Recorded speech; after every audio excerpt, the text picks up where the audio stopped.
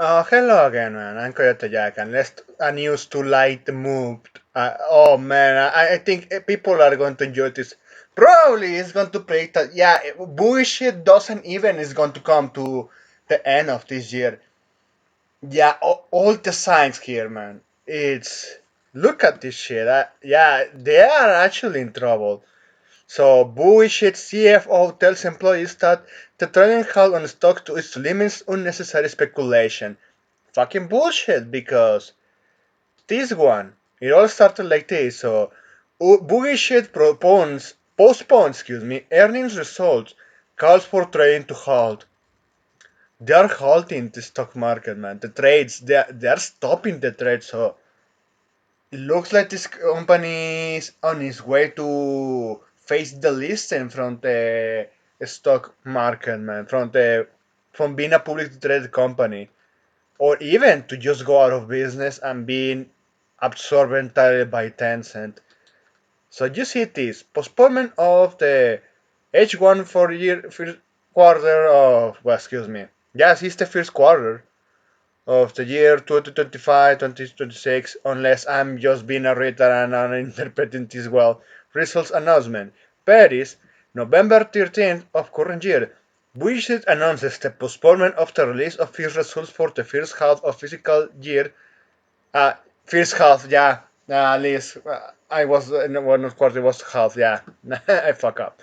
Bullshit was requested Euronext to hold trading of its shares and this large serial number and it bonds to those other serial numbers B38, A32, is 087 from the market openings on November 14 current year until the publication of the first half of 2025-26 results in the coming days. So yeah, it's happening. So even there is articles talking about this. So you see, Bullshit postpones its quarterly financial report at the last minute and halts the stock trading. Probably because if they disclose that report, yeah, imagine the reaction of those investors. It, I think they're using the latest way on the market manipulation they can pull out here to avoid getting loose or the what is remaining of their value. Economically speaking, because yeah, at this point even investors can just make and destroy whatever they have with those IPs rights. The right holding is actually a risk with this company. Well, to continue on, let's read this article quickly. Well, this strange one, just minutes before it was set to deliver its financial results for the first half of its 2025-26 fiscal year, Bullshit matches the brakes on the whole thing, postponing the release of its results to a specific future date. We are not doing that anymore. The company also requested that European exchange Euronext halt trading of the company shares and bonds from November 14 until the publication of its results. It's not going to end well. Just saying this one. It's not going to end well with all of those movements. No reason for postponing or trading halt was provided, which is just making things worse. But these things are really the result of good news.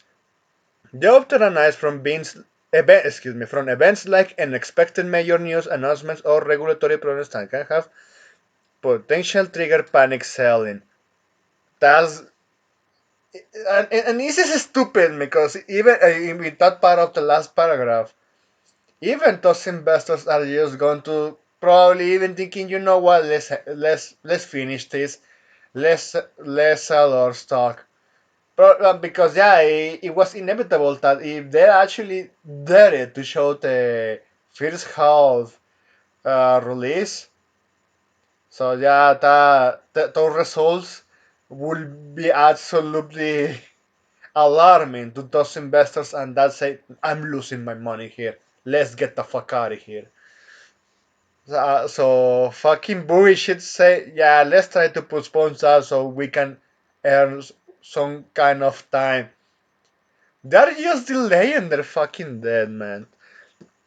There's no side what the case here is. We know what it is because those results are so fucking damaging, and they didn't want at least to get those investors in full panic mode and start selling all the what remaining of their stock at a cheap price, because even if it's not going to actually go high any further, it's all downhill, and it's not going to return to even a position to this company to be keeping alive.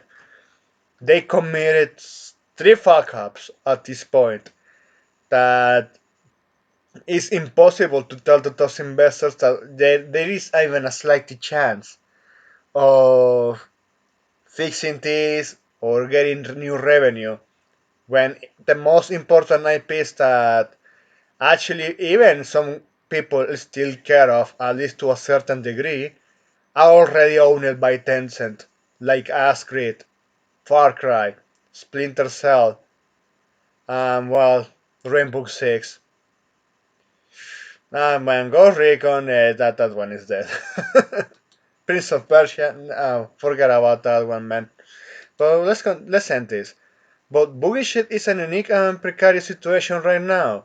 The company's share price is in the toilet and is recently entered into a deal with Tencent to establish a new quote-unquote creative house called Vantage Studios that will assume the control of the Creed, Far Cry, and Rainbow Six properties. Leading up to that, that was something low-key power struggle. Tencent wanted to share more control over Bugislop, but the founding Guillemot family were reluctant to let go of the wheel. And also probably it could be the transactions that Tencent is going to own Warriors the remaining of Boogie shit and just dissolve the company in name and keep them for themselves the IPs. And yes, because imagine if even there were other IPs that those investors were interested in, well, Tencent for the most part they have the ones that can make money. For the other aspect, like the other ones that even people still remember, but they are already quite old, like Prince of Persia, Beyond Good and Evil, and well, authors that this company ever had the chance to produce back in the day, they are going to be lost. But well, it's what it is with this company. They they have no one to blame but themselves. They thought that they were invincible. They thought that they were on the right side of history. So, oh, if we push all of this woke nonsense, if we keep delivering low quality, shitty looking products and broken messes at $70, filled with microtransactions, are also adding a kill switch called DRM, like their fucking bullshit connects, or the most notorious one being the live service slop. They talk, oh, well, we are going to keep making money. The gamers, the consumers are going to keep consuming. Those consumers have shrunk by a lot. There is not enough consumers to even justify all the losses of revenue and the cost that this company have brought to themselves. So yeah, this is the end for boogie shit. We are seeing them just enter the cycle. And I keep thinking, man, why people should actually start making these questions. What is going to happen to the other games that they produced that they are live service games? They haven't completed announced like offline modes. The only one recently was the Crew 2, and that one was absolutely destroyed and roasted by the ones that still own a copy of their libraries of the Crew 2 because the offline mode suck ass. It's dog shit compared to what modders did to the first The Crew game when they revived it with The Crew Unlimited.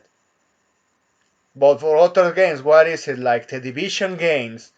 What it was the other one? The Crew Morphers. Probably they're not going to have resources to even add the offline mode. That I think that shit is going to die too. What other one? Ghost Recon.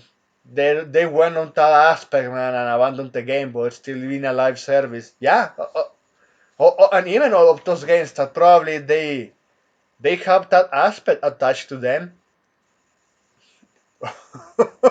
Man. So yeah, a lot of the stuff is going to be rentless useless within this company as time passes by if what we are expecting happens. That's it. Thanks for watching and please take care.